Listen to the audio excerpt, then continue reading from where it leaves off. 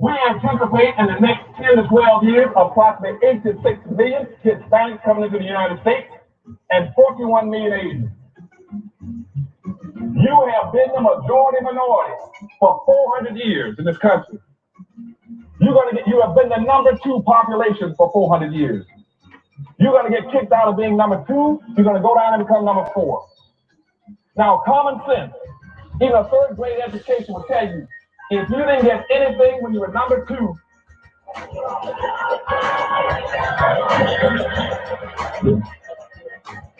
you all jumped ahead of me, but anyway, you can guess what you're going to get when you become number 4. President Biden, do you support reparations? Well, let me, since I haven't spoken on this, get a chance. Number one, the reason we're the country we are is because of immigration. We've been able to cherry pick the best from every single kind. The people who come here have determination, resilience. They are ready to stand up and work like the devil. We have 24 out of 100 children in our school today is Hispanic. The idea that we are going to walk away and not provide every opportunity for them is not only stupid and immoral, but it's bad for America. They are the future of America.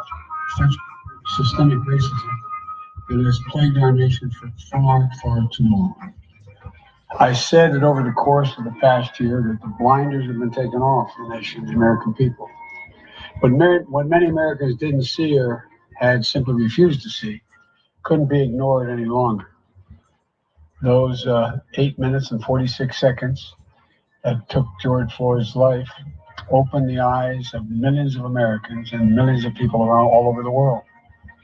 It was the knee on the neck of justice, and it wouldn't be forgotten. It's not white Americans' fault, it's just a fact.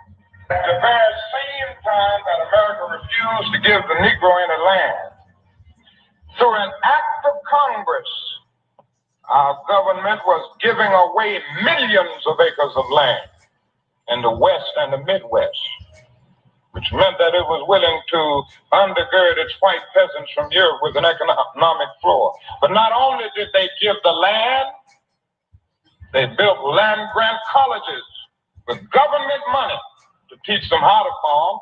Not only that, they provided county agents to further their expertise in farming. Not only that, they provided low interest rates in order that they could mechanize their farm. Not only that, today, many of these people are receiving millions of dollars in federal subsidies not to farm, and they are the very people telling the black man that he ought to lift himself by his own bootstraps.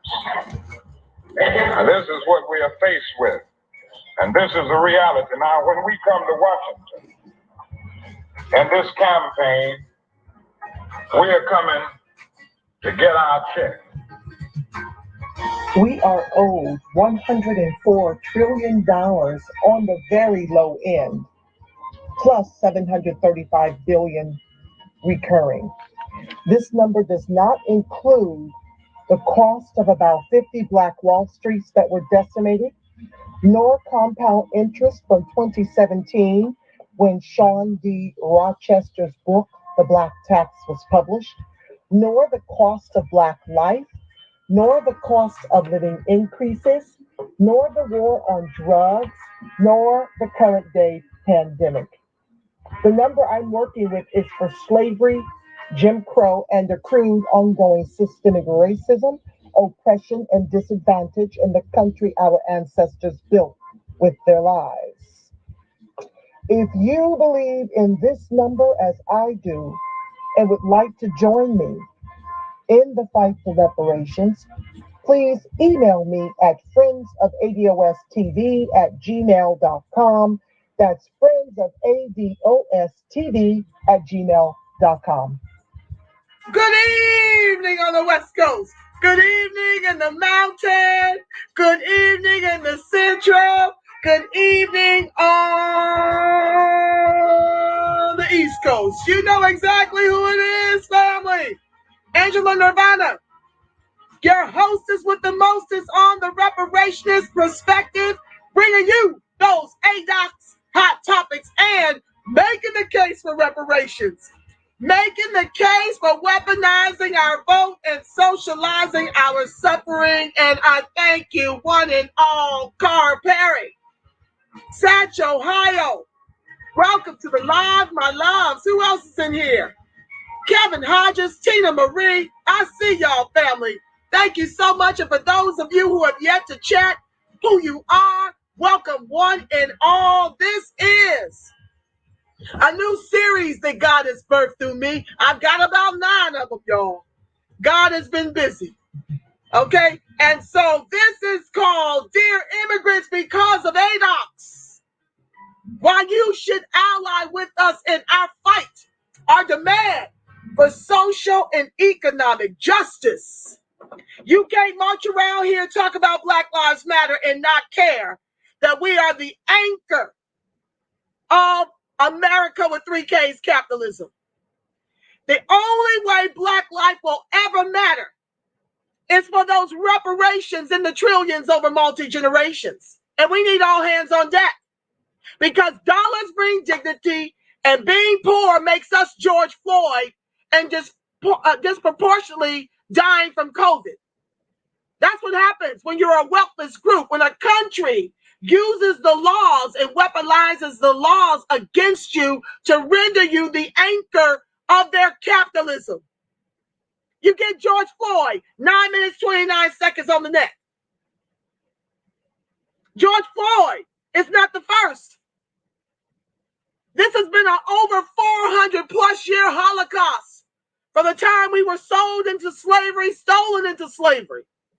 You see, this is our Holocaust, and this show is designed to teach you because I know you've been miseducated. How do I know that? Because we've been miseducated. All the history we've ever been taught in schools has been whitewashed. They will deal with the safe Martin Luther King Jr.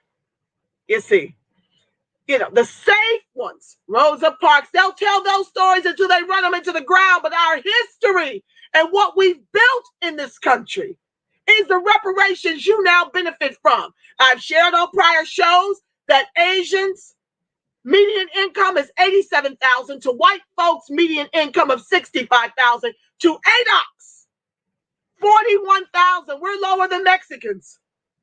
We're lower than the Hispanics in this country. Yes, and for us, our ancestors' lives, their blood and bones built this country. And we're on the bottom as an anchor. Why are we in a competition with anybody for the damn bottom? You would not even be here but for ADOCS. That Immigration Act came in 65. We've been doing this since before 1619. So, hear the people try to label us xenophobic. I'm here to tell you we love y'all. And we're thrilled for you. But being pro-ADOCS is not anti-immigrant. It's not anti-immigrant. And we have got to unflatten blackness and do a number of things so that they can stop masking our failure in this country that our ancestors built with their lives. And I'm just sick and tired of folks co-opting everything. Everything's been co-opted. Our looks, you put them on a Kardashian, and now it's got flavor. Our music, our swag, our hair. You put this on whiteness and then it becomes acceptable. You see, everything about us is rich, and this channel is designed to show and share that with you for those of you who have been miseducated, who would like to get into this fight with us. That's what I'm looking for, the allies, folks that want to learn how to help. Let's start first with Fix HR 40. I'm typing it in the chat. We've got a bill circulating to study reparations for ADOCS, but they want to do it without cash. How do you kill and steal all of what we built with our lives, and they want to sit up here and literally try to study us without making us whole? Y'all know that don't make sense. No matter where you're from, it don't make sense that there's an over $100 trillion egregious racial wealth gap, And Sheila Jackson Lee, who descends from Jamaica, is sitting up here talking about a cashless reparations. So I put Fix HR 40 in there because we've got scripts, and we got phone scripts, text scripts, email scripts, Twitter scripts, Instagram scripts, and we got who you need to be scripting with, and the whole 9 yards. You got names and numbers of everybody. We took all the guesswork out. So please, if you want to get in this fight and help Black life to really matter beyond marching for our lives to matter in our own communities, which that too. But understand, if George Floyd didn't have his estate stolen, his family had 500 acres stolen. I've said this in a prior show. 500 acres were stolen. Now imagine if those acreages had stayed in his family line. Would there even be a question of him being in the dust mart, as Michelson calls it, allegedly passing off a fake $20 bill? You see, this government creates the problems and then wants to annihilate ADOCS and want your vote to be the solution. And so I'm also here to teach us how to weaponize our vote, and I need comrades in that too. Okay? A trifecta of either party gets us George Floyd, 929 to the neck. So let's jump right in. I do want to finish a segment I had started on yesterday with Dr. Martin Luther King Jr. There's been, I don't know if it's fact or fiction, but folks keep saying that Dr. Martin Luther King Jr. did not die by the bullet. That when they took him to the emergency room, that there was a doctor who murdered him by asphyxiation, put the pillow over him. Now, this has been circulating for years, and I just wanted to research with you guys whether or not this is fact or fiction. So let me get to the article and let's dig in.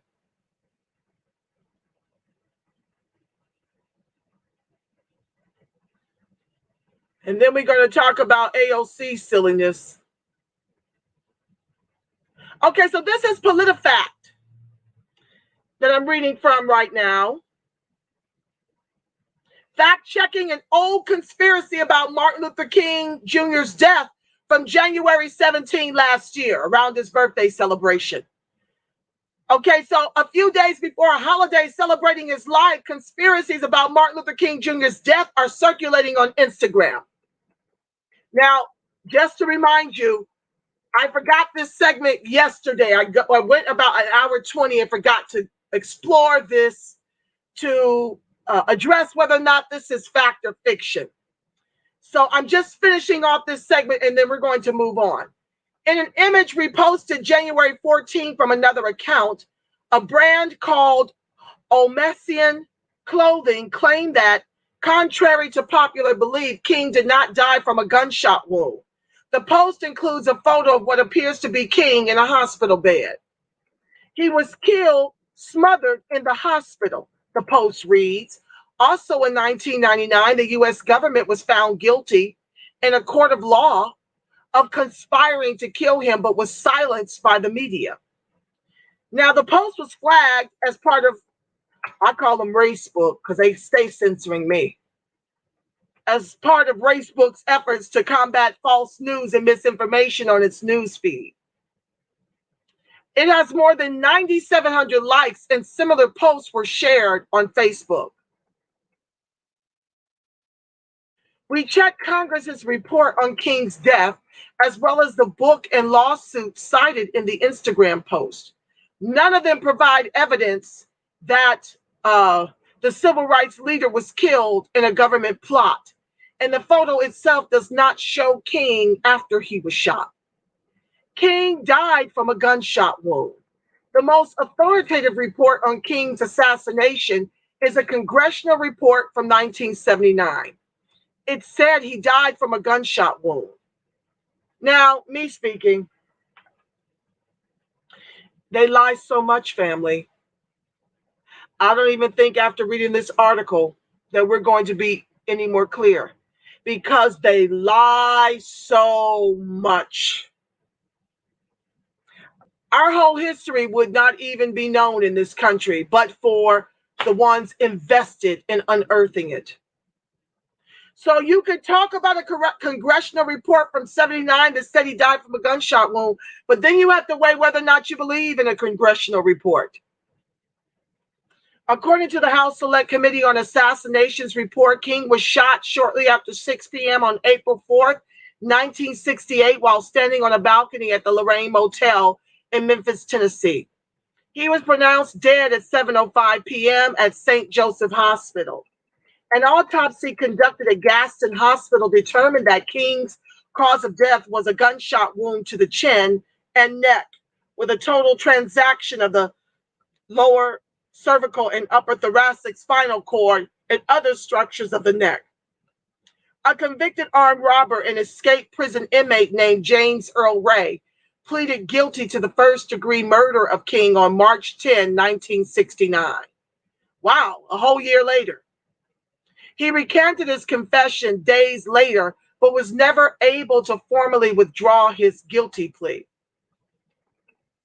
Critics question the thoroughness of the autopsy report, but a panel of 3 forensic pathologists commissioned by the House committee concluded that the findings were generally accurate. They reached that conclusion after reviewing the report of the committee's firearms panel, as well as x-rays, medical reports, notes, and documents submitted by physicians who treated Dr. King. A decades-old conspiracy theory. The conspiracy that King was killed by someone at the hospital stems from an attorney who represented Ray. The Post caption cites a 2016 book by the lawyer William Pepper titled "The Plot to Kill King: The Truth Behind the Assassination of Martin Luther King Jr."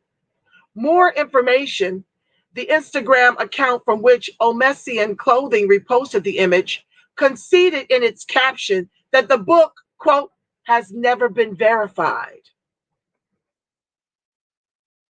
Pepper represented Ray during the tail end of his trial for King's murder and has spent years trying to prove his innocence. Ray died in prison in 1998. Pepper claims in the book that Ray didn't kill King. Instead, he was framed by U.S. government agencies. Well, that part sounds true. The plan, according to Pepper, was for a team of United States Army Special Forces snipers to kill King. As I mentioned on yesterday's show, it was because King was messing with the bank. He was marching for poor people on behalf of poverty, and he was fighting for reparations. That's when they executed him, because he was coming for that bag. He was coming for that check. That is the work that myself and the reparationist movement at large and our allies, and I'm hopeful that you'll become from the series, is fighting for the check in the trillions over multi-generations, because it took 400 years to drive us to the anchor, to the bottom, as the bottom caste in our own country. We are on the way to becoming fourth-class citizens in the country our ancestors built with their lives. Hispanics already outnumber us. Asians are pulling up the rear. Okay? And you can be made white in this country by complexion, because the government decides you look white enough to pass for white, or you can be black and have money. Darker complected people can buy whiteness because the color of white in this country is green. I shared on a prior show that the poor refugees from Haiti get turned back. They're being kicked out and deported right now. As this government, the Biden-Harris administration, and Governor Newsom down here in Long Beach, they're actually opening up the convention center for 1,000 illegal immigrants, children that are coming through the borders. So they're going to house them here down the street from my home. Okay? So my whole thing is, I'm not against people coming to this country, especially when I fully know that this government is complicit in having its hand in the business of everyone in the name of democracy to steal resources. So I know they create the problems abroad and then want our vote to be the solution while neutralizing us economically. And now they're trying to neutralize the vote by flooding the country with illegals without making ADOCS American first, without giving an executive order for an anti-lynch law.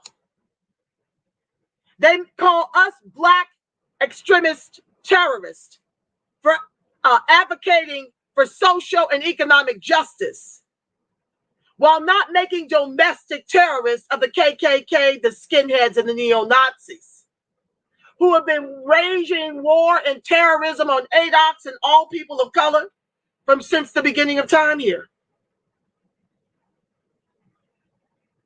So I'm all about taking care of ADOCS. We need transformative politics, not status quo.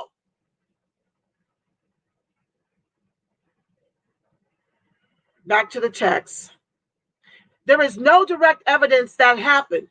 Hampton Sides, author of Hellhound on His Trail, The Stalking of Martin Luther King Jr., and The International Hunt for His Assassin, told Time magazine in April 2018 that the source of many conspiracies about King's death can be traced to Ray's guilty plea, which stopped his trial from proceeding. There was a huge amount of evidence presented in Memphis that didn't see the light of day in a public forum, Sides said. I think that contributed to the sense of conspiracy, like a what are they hiding kind of thing. But of course, those conspiracies are also fueled by the fact that FBI Director J. Edgar Hoover spied on King during the 1960s. Pepper has been active in other conspiracy movements, such as those that doubt official accounts of the 9/11/2001 terrorist attacks. As for the actual photo in the Instagram post, it doesn't show King at St. Joseph Hospital in Memphis. It depicts King after he was stabbed on September 20th, 1958 in New York City. Civil suit doesn't prove conspiracy. As additional evidence for its claim that King was killed in a nefarious government plot, the Instagram post cited a 1999 lawsuit, but the case doesn't show that Olmekian Clothing says it does. King versus Jowers was a wrongful death civil suit filed by Pepper on behalf of King's wife and children. The unlikely partnership was a result of the family's belief that Pepper's version of the assassination got at the real truth behind King's death, according to the New York Times. Lloyd Jowers was a Memphis cafe owner who claimed he hired someone other than Ray to assassinate King. A prosecutor who investigated King's assassination said several of Jowers' associates said he hoped to get a movie or a book deal. The jury issued a verdict that said Jowers and others, including government agencies, were part of a conspiracy to assassinate King. The jury awarded the Kings the $100 in damages that they sought. $100. But in a 2000 review of the lawsuit, the Justice Department found no evidence to back up the verdict. It's worth noting that civil suits only require plaintiffs to prove their case by a preponderance of the evidence, instead of beyond a reasonable doubt, which is a more stringent burden of proof that's used in criminal court, as we see currently in the Chauvin trial. Most of the witnesses and writings offered to support the various government-directed conspiracy claims relied exclusively on second-hand and third-hand hearsay and speculation. The Justice Department wrote in its report on Kings versus Jowers. Additionally, none of these allegations were ever linked together. Our ruling.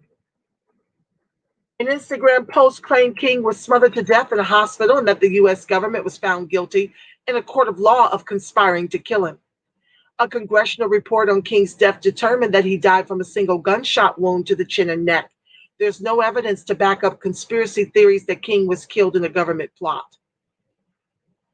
An exhaustive report from the Justice Department found ample reason to doubt a 1999 verdict that concluded a Memphis cafe owner and government agencies were part of a conspiracy to kill the civil rights leader.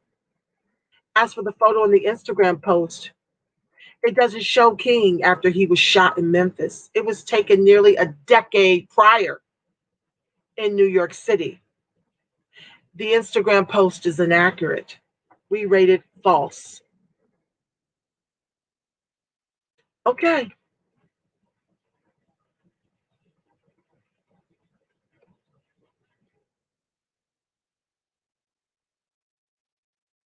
I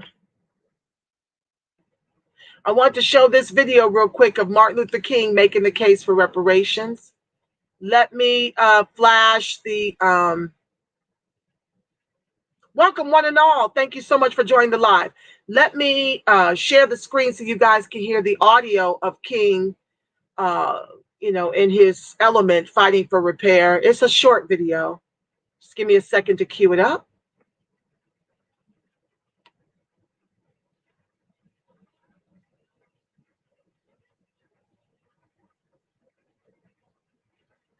Okay, stand by. And that will conclude this particular segment before I move on to AOC.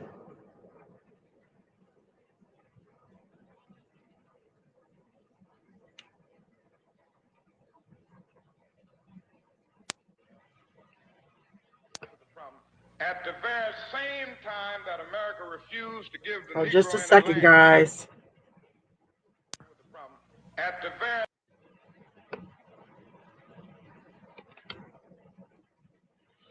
Hold on, I have to take the Bluetooth off.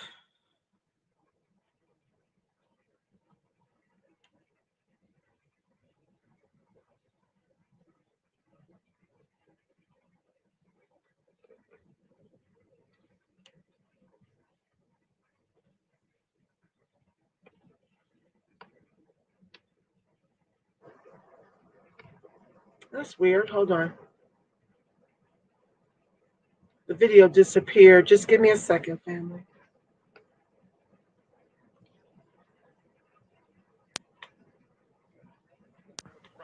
At the very same time that America refused to give the Negro any land, through an act of Congress, our government was giving away millions of acres of land in the West and the Midwest, which meant that it was willing to undergird its white peasants of Europe with an economic war. But not only did they give the land, they built land-grant colleges with government money to teach them how to farm. Not only that, they provided county agents to further their expertise in farming. Not only that, they provided low interest rates in order that they could mechanize their farm. Not only that, today many of these people are receiving millions of dollars in federal subsidies not to farm, and they are the very people that the black man that he ought to himself by his own strength. This is what we are faced with. And this is the reality. Now, when we come to Washington, in this campaign, we are coming to get our check. Okay, family, so that's that. Let me stop that share.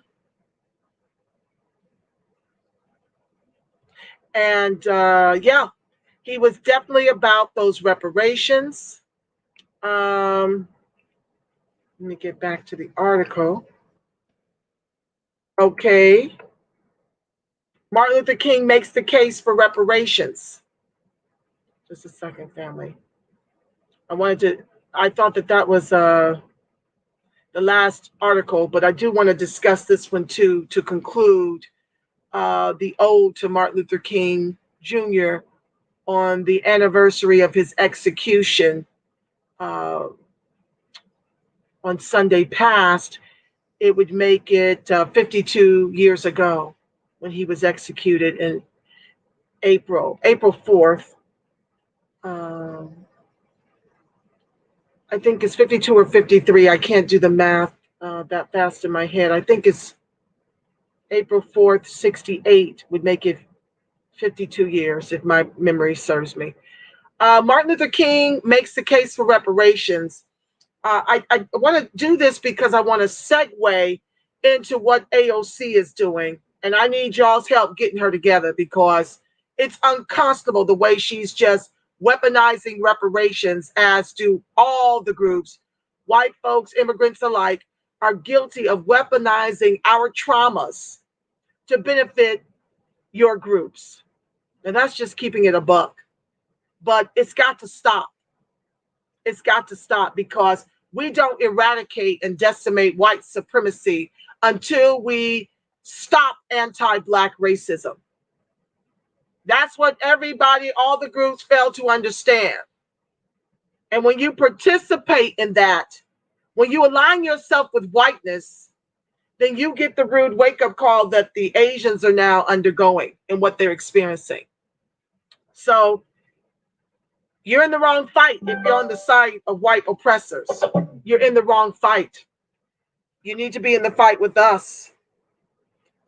Because once we're fixed, then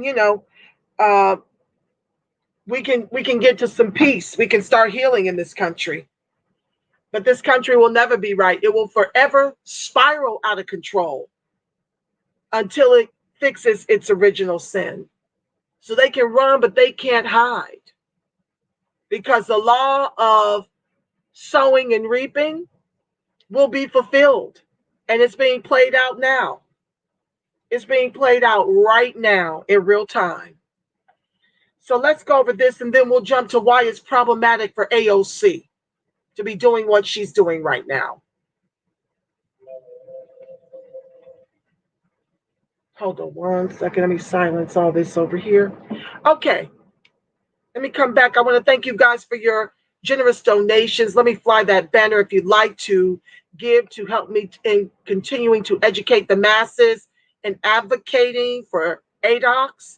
$FOADOS TV is on the banner along with PayPal information.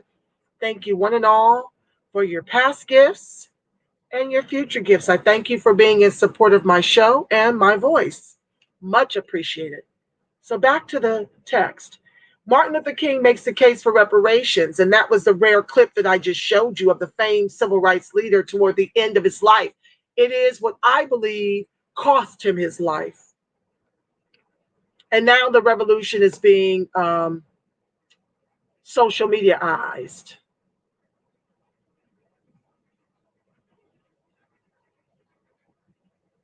Oh, okay. I'm sorry. I thought that there was more of an article to share. That's it and that's all. We'll dig more into that subject as the series unfolds. I'm going to be walking you through every aspect of how we got to be the anchor in the country our ancestors built with their lives, okay?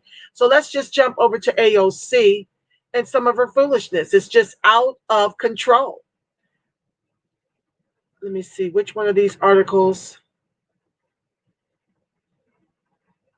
So let's jump right in because she's dumbing down on who is Black.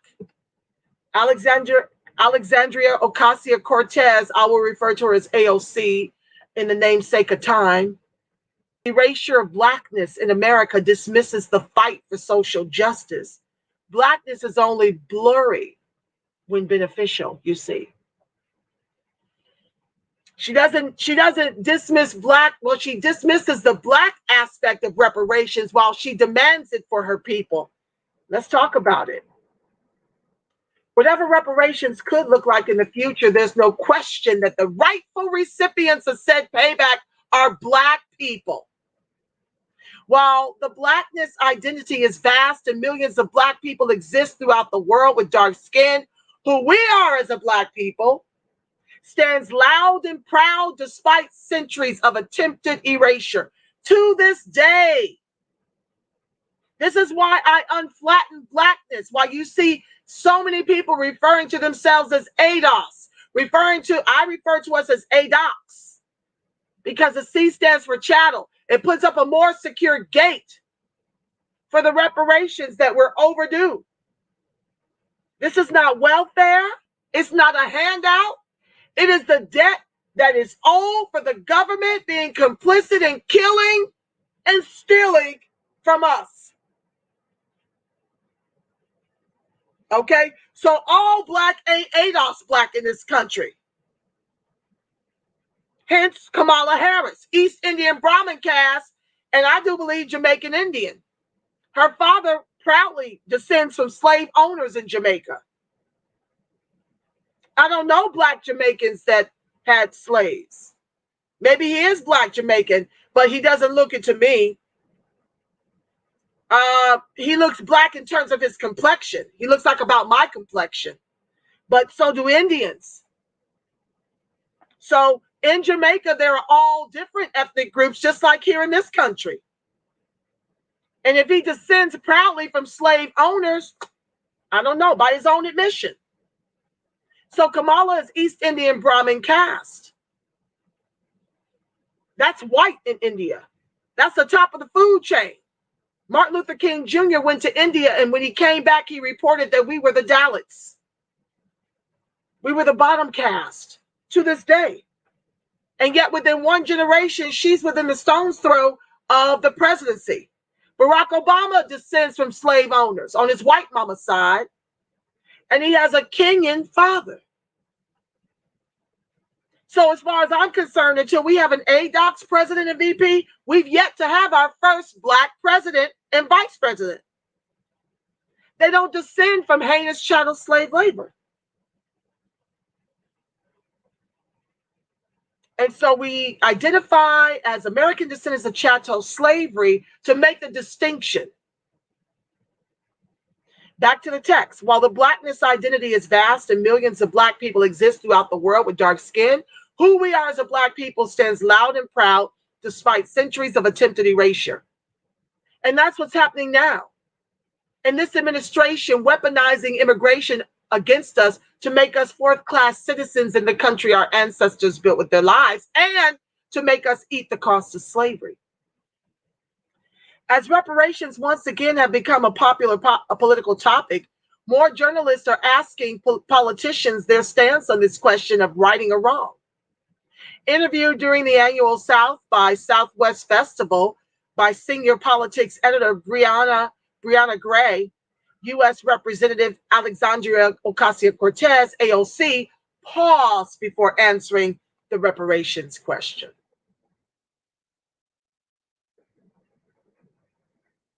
Let's just see her do just that. Stand by. Let me share the screen so you guys can hear it for yourself.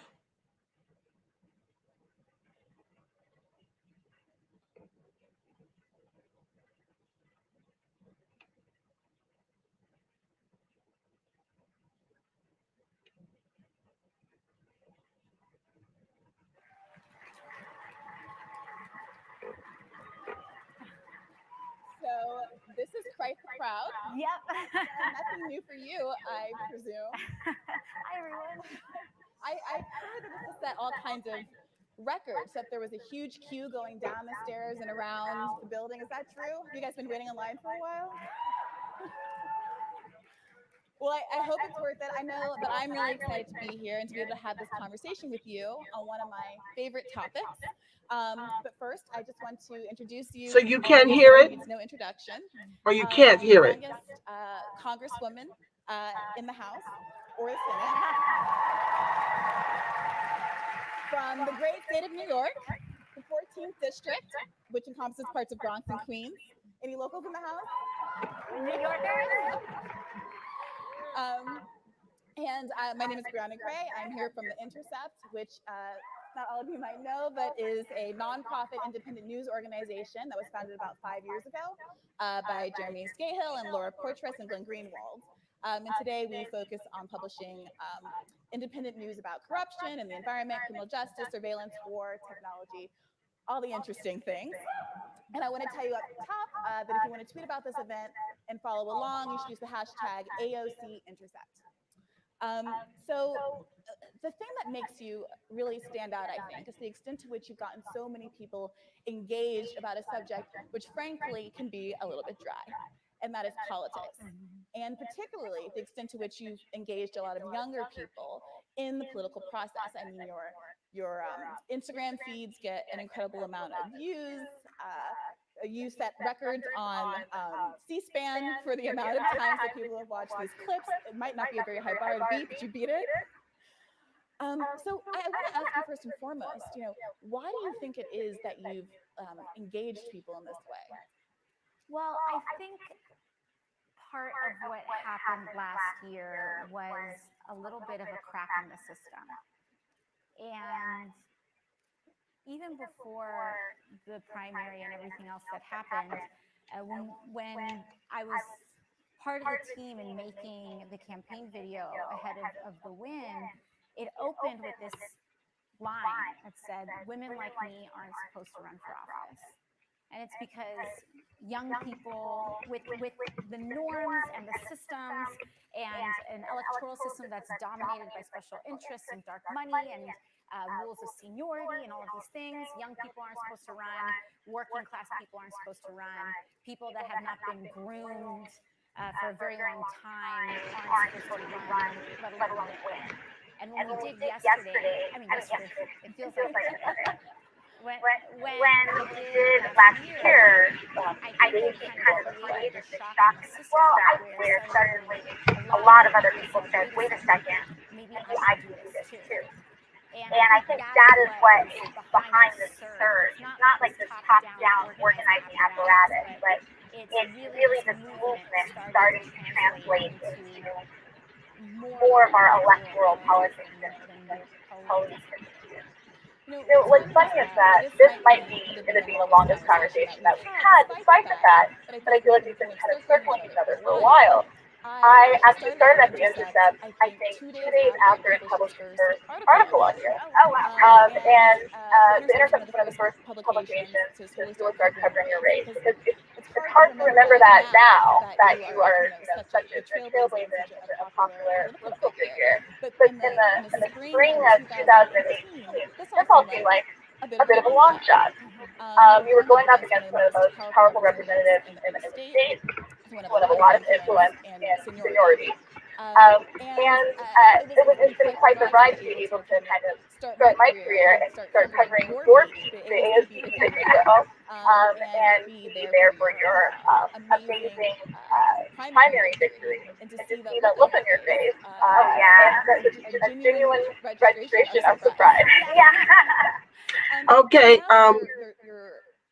audience, I'm going to stop sharing this because I thought it was queued up to just deal specifically with her benign neglect of Black. So I don't really want to play that video without it being properly queued up. So let me read you what she shared instead of showing it to you the way I had wanted to. Forgive me for that. I thought that they were just going to do that. It looks to me like this is the full, video, and that's not what I intended. So I'll read you her comments. Okay. When asked what is the political cost of saying that you're going to throw your hat in with the reparations program, how much do you think those considerations should be made? Okay, I'm back to the text.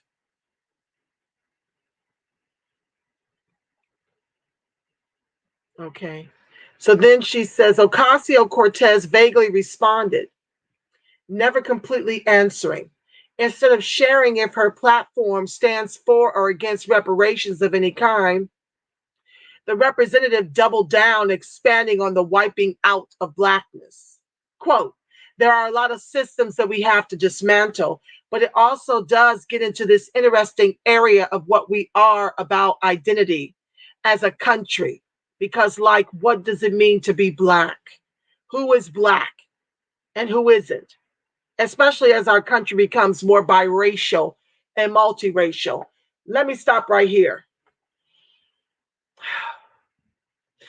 When we get into the segment about breeding farms, you will come to understand that we have been biracial long before the 65 Immigration Act. Multiracial long before this BIPOC thing became a thing. So I don't like how this is pivoted to as if this is a new thing. I'm biracial. I would not be this complexion, this color, but for the masters having their way with my ancestors. Okay? So please, miss me with it. Always pivoting to this biracial, multiracial thing to wipe out blackness. Moving on. Continuing to propose the same questions about Latina identity, Ocasio-Cortez says, I think it's important that we have substantive conversations about race beyond like what is racist and what is not.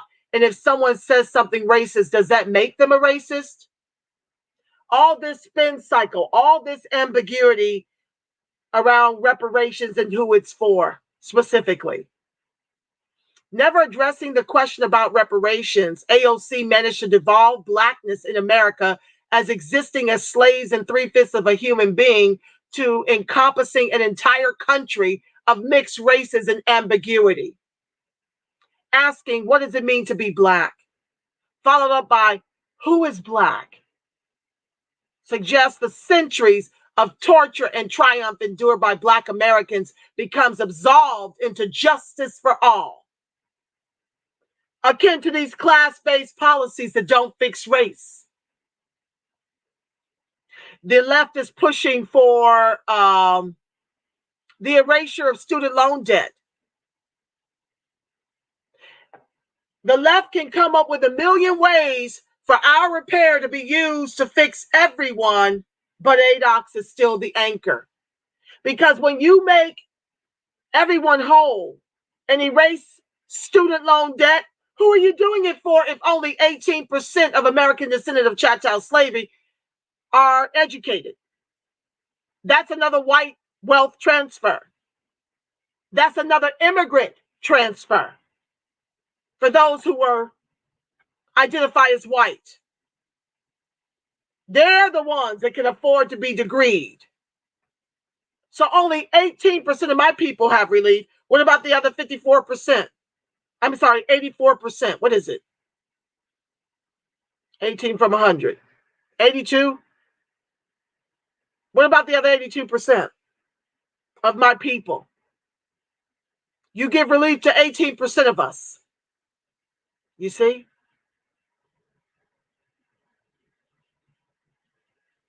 So yeah, this is why I'm not for the left. I'm not for the Justice Democrats. I'm not for any of it. I am for weaponizing our vote. Akin to what happened with Dr. Charles Morris, pastor of Abyssinian Church. After we delivered Teddy Roosevelt, akin to how we always deliver the Democrats, Teddy Roosevelt dishonorably discharged 167 Buffalo soldiers for being wrongfully accused of murdering a second white man after being quarantined in their barracks for being wrongfully accused of murdering the first. Dr. Charles Morris said, you shot us when our guns were empty. And for that, we're going to return the same by delivering a blue top of the ticket and a red Congress to protect the Black South. That was when we were Republican. I'm asking us to do the same. Gridlock is shut it down with a red top and a blue Congress to protect the over 52% of American descendants of chattel slavery who rely on government assistance by design of institutional systemic racism. Until we can replace the lames in office with full-chested reparationists. Because a trifecta of either party gives us George Floyd 929. And none of us are free until all of us are free. Back to the text. With instances such as the infamous Rachel Dolezal scandal, AOC raises a valid point. The social construct of race, including blackness as an identity, leaves room for imposters. Of course, if reparations were to be enacted, Tons of non-Black people would flock to DNA labs and ancestral records, claiming the one drop rule to get their share of the metaphorical 40 acres and a mule, akin to what white folks did to buy themselves Indian repair. You got a lot of $5 white Indians who paid their way into the reparations designated for Indians who also owned us as slaves. Those very Indians have been denying the Cherokee and Seminole descendants of slavery.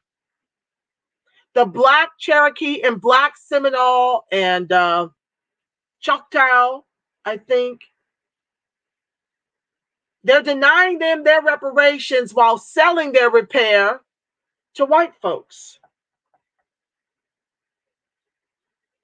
They still don't have their reparations. And they only recently won a case to be included as Indian. Let's look that up real quick.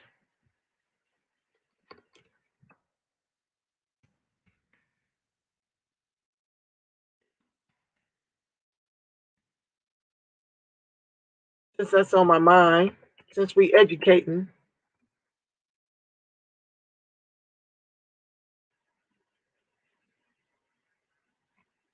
America's second largest Indian tribe expels Blacks. Now that was in 2011, but recently there was a ruling on this.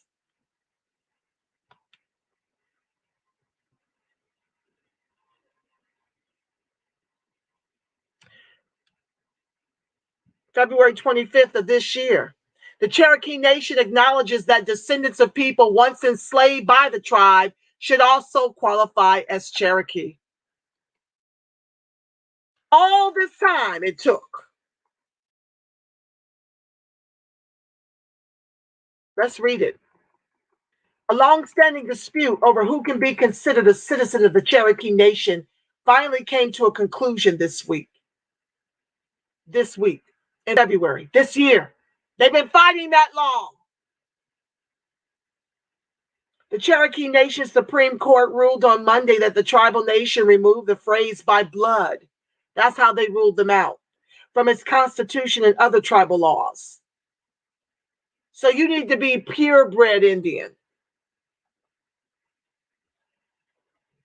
not raped or having sex with the Indians as slaves. That didn't count as Indian up and through into this ruling. That change formally acknowledges that the descendants of Black people once enslaved by the tribe, known as the Cherokee freedmen, have the right to tribal citizenship, which means they are eligible to run for tribal office and access resources such as tribal health care. The recent decision by the Cherokee Nation Supreme Court is a response to a 2017 ruling by a U.S. District Court, which determined that the descendants of the Cherokee freedmen are entitled to full tribal citizenship rights under a treaty the Cherokee Nation made with the U.S. in 1866. They have been denied their reparations and entitlements in tribal citizenship since 1866. Quote, freedmen rights are inherent, Cherokee Nation Supreme Court Justice Shauna S. Baker wrote in the opinion. They extend to descendants of freedmen as a birthright springing from their ancestors' oppression and displacement as people of color, recorded and memorialized in Article 9 of the 1866 treaty. Enslaved Black people journeyed on the Trail of Tears. The history of the Cherokee freedmen is an example of just how complex and layered issues of race, inequality, and marginalization are in the U.S. Only because they lie.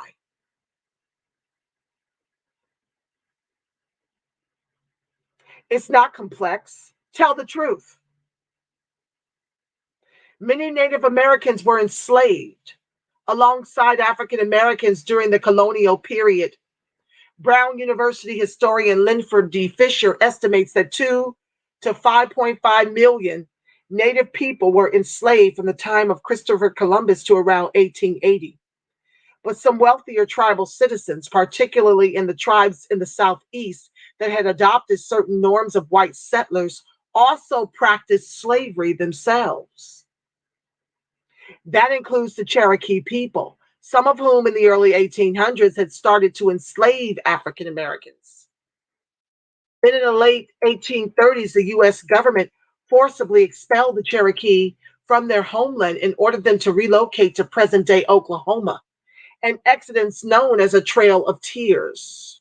What's not as widely known, as they seek to erase us from history, is that enslaved African Americans made the journey along with the Cherokee citizens who enslaved them. About 4,000 enslaved Black people were living among the Cherokee people by 1861, according to the National Museum of the American Indian. The tribe abolished slavery in 1863, and shortly after the Civil War ended, the Cherokee Nation signed a treaty with the U.S. government that granted full citizenship rights to those formerly enslaved by Cherokee citizens. But in practice, freedmen were often denied those rights and excluded from the tribe, wrote Lolita Buckner Innes in a 2015 article published in the Columbia Journal of Race and Law. Over the past several decades, Cherokee freedmen have fought to protect those rights through various legal proceedings. Freedmen have long been fighting to protect their rights. In 2007, the Cherokee Nation amended its constitution to restrict tribal citizenship to those with Indian blood. That expelled about 2,800 descendants of Cherokee freedmen from the tribe, the website for the National Museum of the American Indian States.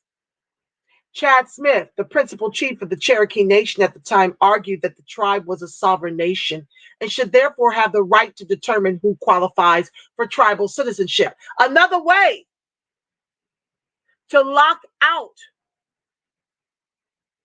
the descendants of Cherokee enslavement, the Black descendants of Cherokee enslavement. They're no different than our white oppressors, the white inferior race soldiers that govern this country and puts its oppressive boot on the necks of American descendants of chattel slavery, literally and figuratively, through the laws. But the freedmen pushed back, resulting in a series of legal battles over the next decade. Now, if the Indians have everything and we have been neutralized economically, is it no wonder that this just got remedied this year in February? Dollars bring dignity. Being poor makes us a target. Being poor makes us George Floyd, 9 minutes and 29 seconds to the neck.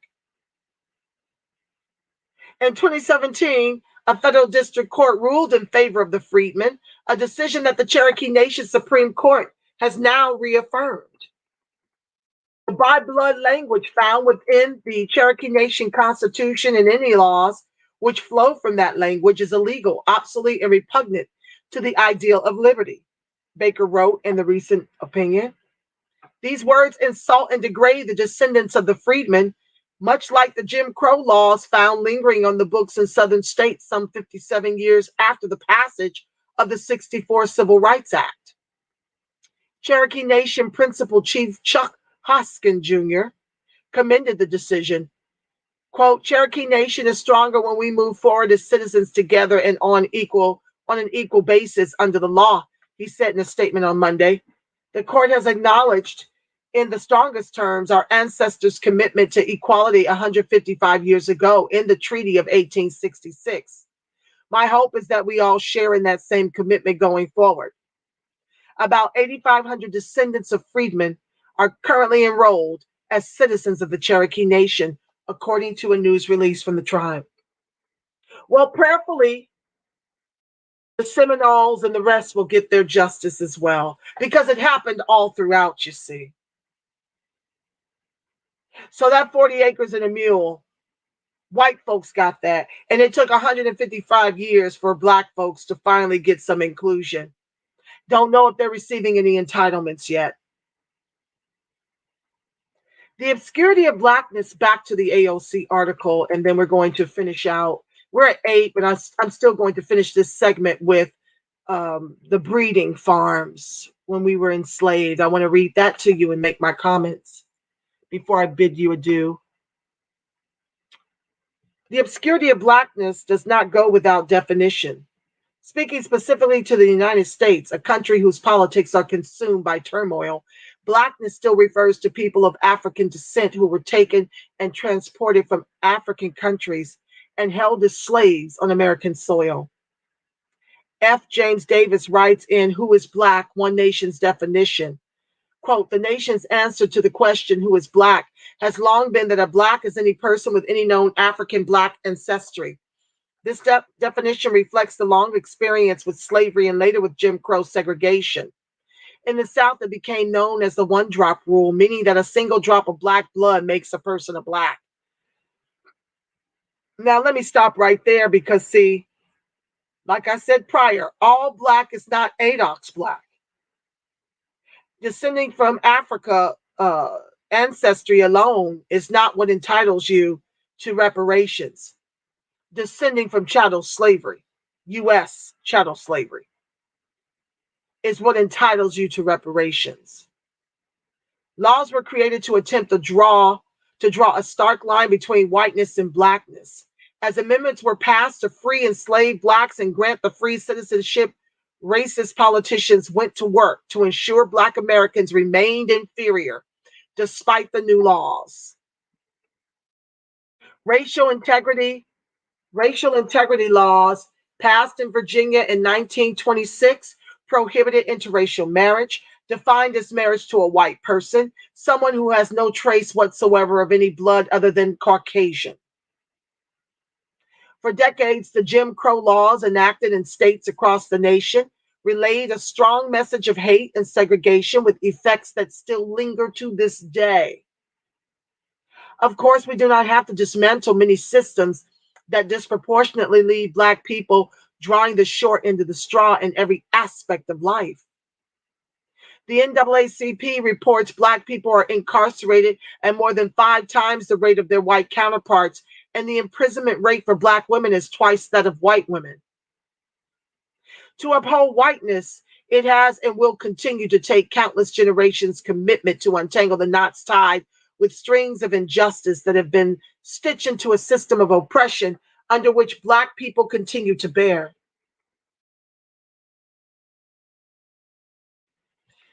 These realities, however, are no reason for the United States government to disavow the concept of reparations. The point stands that the people who live with Blackness have endured centuries of tragedy as well as triumph. To define their experience with nebulous terms does a deep disservice to the ancestors.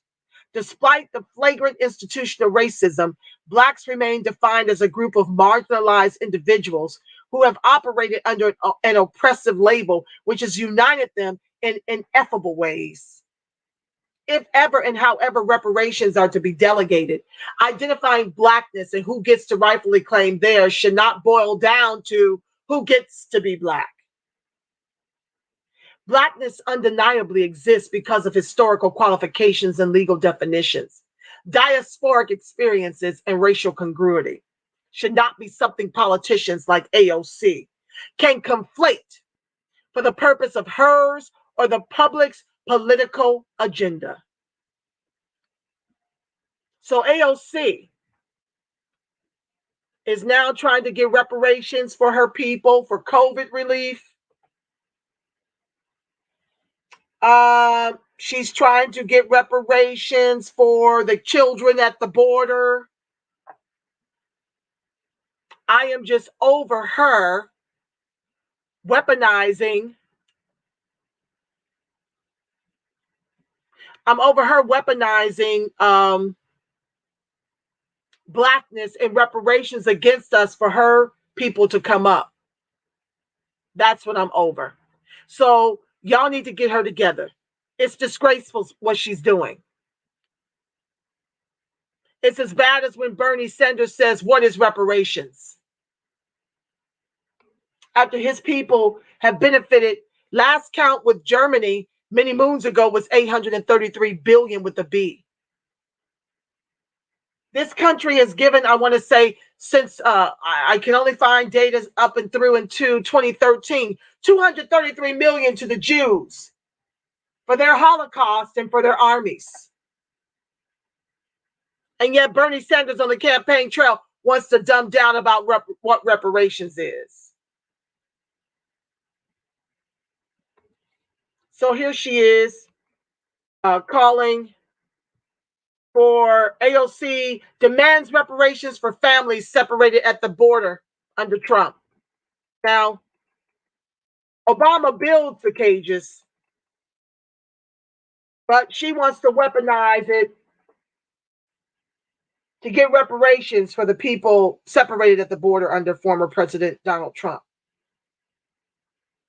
And they're the Hispanics are second largest to white folks in this country. It got us beat. And they're doing far better than us, even with less education, because of the set-asides and the tax breaks that they get to do business in our communities. Down here in LA, I've shared that American descendants of chattel slavery are 44% degreed. Our median income is $53,500 as compared to Hispanics, 17% degreed, and their median income is $50,000. That is in the Color of Wealth report from 2004 to 2014. So I'm not going to read that because the hour is late and I really want to get to my last article to complete this segment.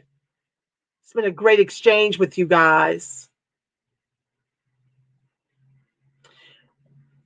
So I want to just jump to the truth about American slave breeding farms, because many of you don't know that it was no longer profitable to import slaves. So they raped us and bred us.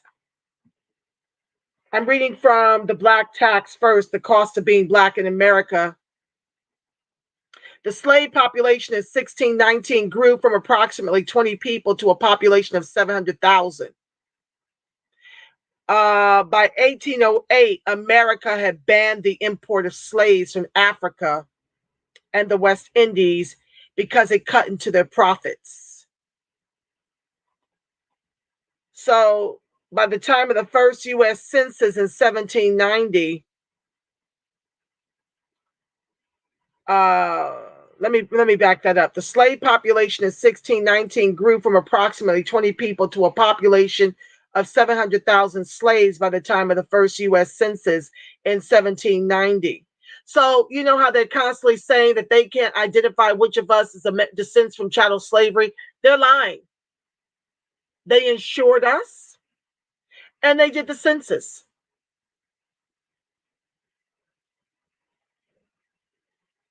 And then to 2 million in 1830. And then to approximately 4 million by 1860. But let's back that up. To 2 million in 1830. Well, a large majority of that. What's 30 minus 8? 22 years. So by the time we got to 2 million, there was 22 years of breeding farms going on to get to that 2 million number. By the time we were emancipated, we were at 4 million. And for those who want to buy the white, oppressive, racist trope that we are lazy and shiftless and no count and won't pull ourselves up by our bootless straps, we went from about 1.5 million to 4 million by 1860. We're now around 46 million, including Black immigrants.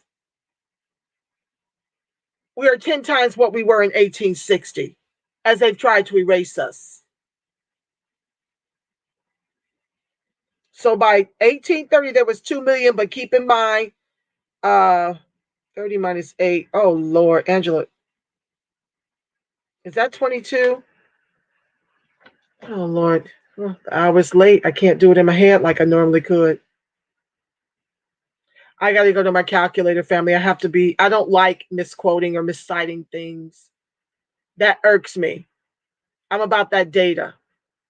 So 1830 minus 1808. Yeah, 22. I'm better than I thought. 22 years of breeding farms. From 1808 to 1830, we grew to 2 million, and then, like I said, 4 million by 1860. That's how tough they was raping us, y'all. That's why you see us with different features and different complexions. Let's read, and then I'll pray us out. Now, this is called The Truth About American Slave Breeding Farms. Let me share it. Well, I don't want to do that right now because the hour is late.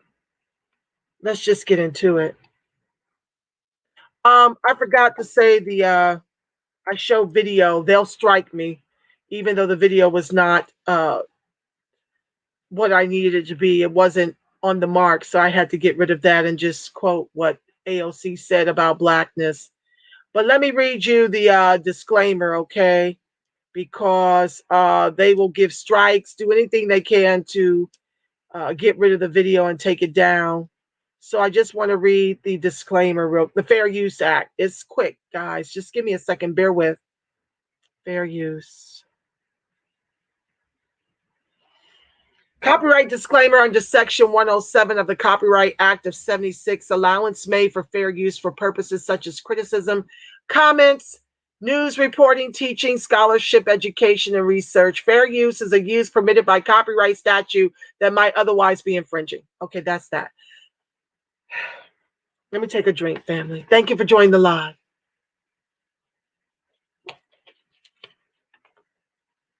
Now, as I mentioned, this is the truth about American slave breeding farms, dated June 9, 2019 by William Spivey,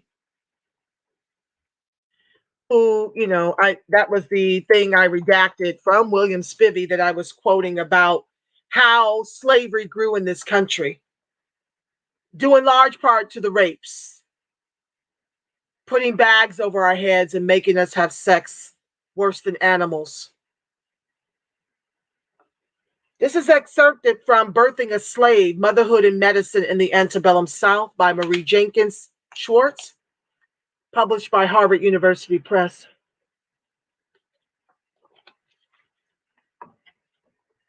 By the 1820s, planters and would-be planters were moving in large numbers to places previously unavailable for settlement and growing the fiber for sale in Europe and New England, where a textile industry was beginning to thrive.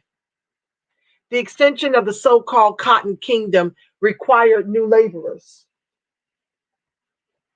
As of 1808, when Congress ended the nation's participation in the international slave trade, planters could no longer import additional slaves from Africa or the West Indies.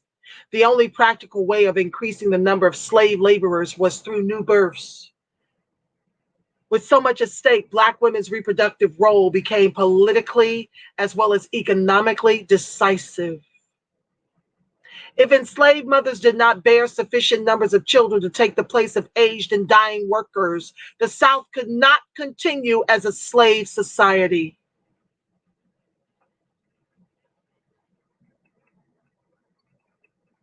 In this book and many other sources, it's made to appear that America had little choice but to increase slave production to offset the altruistic end of the international slave trade, which Congress banned in 1808, Thomas Jefferson was president at the time. He had no problem with slavery. He literally loved his slaves, failing to free even Sally Hemings' children. All 6 of them believed to be his, according to DNA evidence, until after his death. Jefferson was a Virginia farmer, knowing full well the value of slavery to the Southern economy. Congress at that time was controlled by the party he created, the Democratic Republican Party, not to be confused with either the Democrats or Republicans of today. They didn't end the international slave trade to harm slavery, but to preserve it, domesticate it. Domestic slavery in particular. Congress wanted to decrease the external supply to keep prices up for the homebred slaves. All about the Benjamins, baby. It's worth noting that the Constitution of the United States, in addition to establishing the Electoral College to protect slave states and valuing slaves as 3/5 of a person while giving them no rights, specifically forbid banning the importation of slavery prior to 1808. Quote, the migration or importation of such persons as any of the states now existing shall think proper to admit shall not be prohibited by the Congress prior to the year 1808, but a tax or duty may be imposed on such importation, not exceeding $10 for each person. Article 1, Section 9, Constitution of the U.S. Americans did not take up breeding slaves in response to congressional action. That action was taken at the behest of slave breeders as a protectionist means to keep the price of their product up. My ancestors, our ancestors. Jefferson's home state, Virginia, was the leading producer of slaves. Slavery eventually exceeded tobacco as their leading export. Maryland was second in slave production, followed by several other states. Economist Richard Such did a study which found that in 1860, on farms that had at least one female slave, the ratio of women to men was 2-1. In Virginia, female slaves exceeded males by over 300,000. They were used to breed.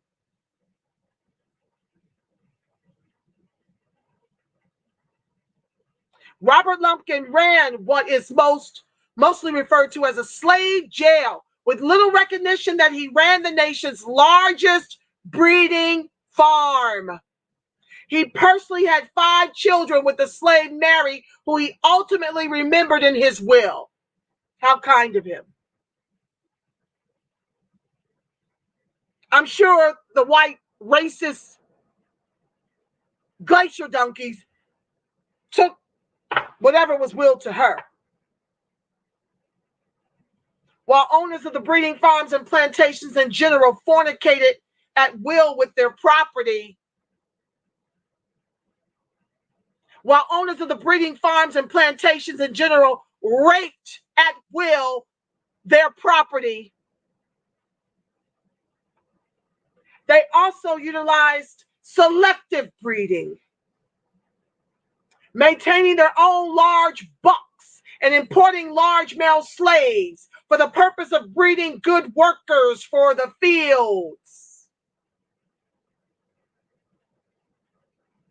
Black female slaves were some of the first people in the country to receive free health care because we were animals, less than animals. Chattel.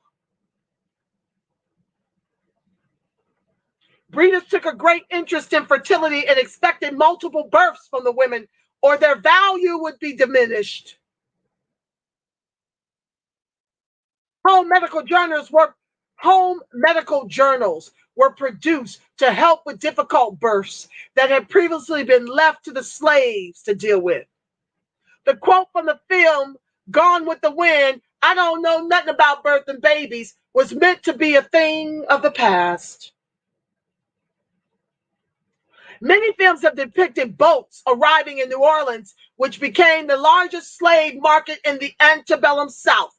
Rarely is it shown those ships originated in Richmond and Baltimore. Slaves were also shipped by railroad, packed in boxcars, or sent by stagecoach. The slave breeding farms are mostly left out of the history books, except those that deny their existence. Many of the white slave owners felt they were doing their female slaves a favor when they mated with them. when they raped them, granting them a respite from the brutish black slaves they would otherwise be subjected to. Generally speaking, it was the house slaves that got raped the most. Some mothers had to protect their offspring from the master's wife if she had reason to believe her spouse was the father. We're generally aware of that situation, which we've been led to believe was the worst case scenario. Nobody talks about the 13-year-old girl on a breeding farm forced to bear as many children as possible, only to have them ripped away and sent down south to endure a lifetime of hardship without a mother.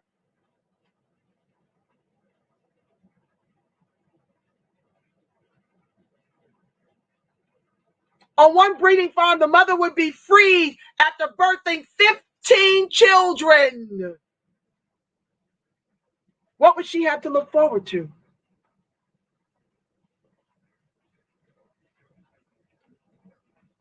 America barely acknowledges that breeding farms existed, let alone document their role in creating the robust economy of the early South. There are the self-evident truths mentioned in the Declaration of Independence, and those truths so heinous, they must perpetually be covered up and denied. Breeding farms fall into the second category. History books, when they even mention it, suggest slave breeding didn't begin until after the banning of the Atlantic slave trade. In truth, it began decades earlier on plantations and farms, and only because America was prepared to produce the slaves it needed did it allow the end of the importation of slaves from Africa.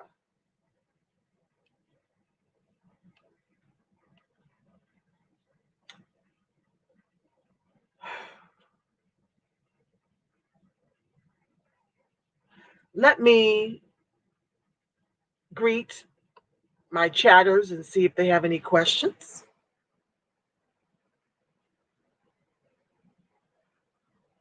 Satra Delry 360, thanks for coming back for round 2 of the Reparationist Perspective, my love. I appreciate you. Babe Rats, I see you, fam. Ahmed, they want to give citizenship to illegals in order to dilute the black votes. Absolutely. They've neutralized us economically. Now they're coming for that vote. Why do you think that is, Ahmed?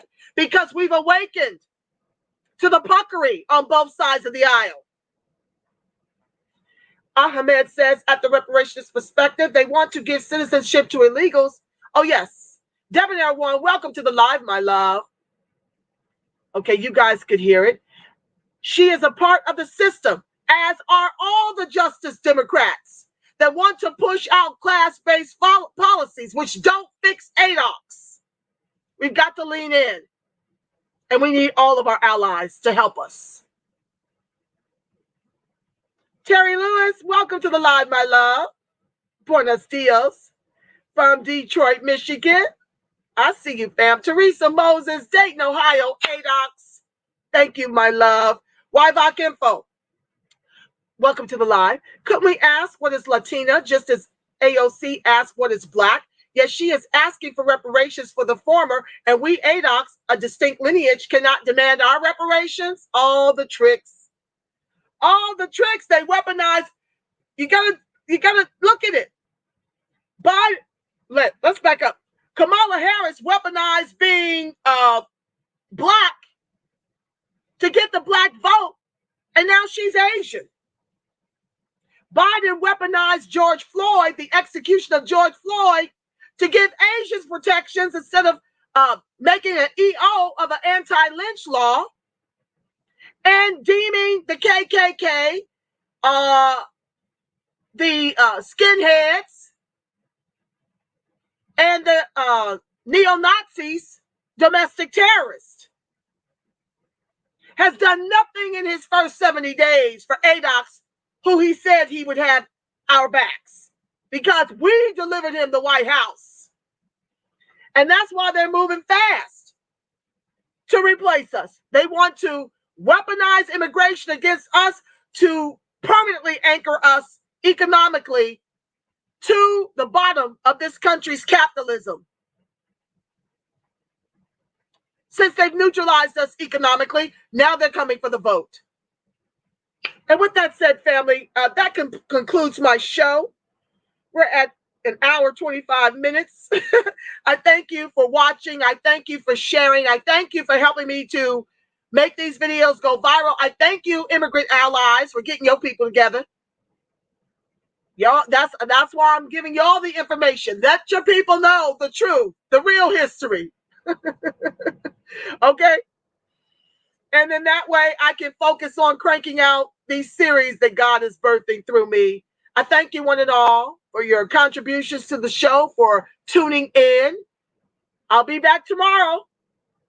I'm going to do an afternoon segment, noon Pacific Standard Time. I'm going live with As the World of ADOCS Turn.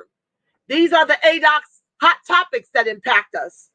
Welcome one and all to join me at 12 noon tomorrow. And then again tomorrow evening at 6 o'clock p.m. Pacific Standard Time for day 8 of the Chauvin trial. Updates in the way I see it. And I may be back depending on, how much energy I have with another Dear Immigrants segment. We've got a lot to unpack.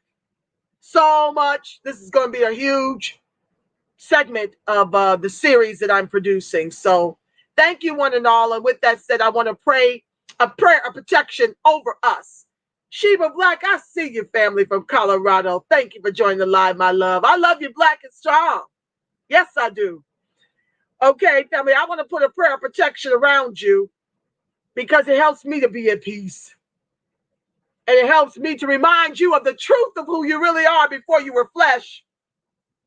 You know how I do it, fam. All together now, you should be able to recite it with me. That the light of God surrounds us, the love of God enfolds us, the power of God protects us, and the presence of God watches over us. Wherever ADOCS and its allies are, God truly is, because family, you are the face of God. Yes, you are. You are the voice of God. You are the body temple of the Spirit of the living God. Until tomorrow, family, you make it a beautiful, God-inspired rest of your evening. Know that if no one told you today that I, Angela Nirvana, your hostess with the mostest, love you, Black family. I love you so strong. Okay? Until tomorrow, family. Peace.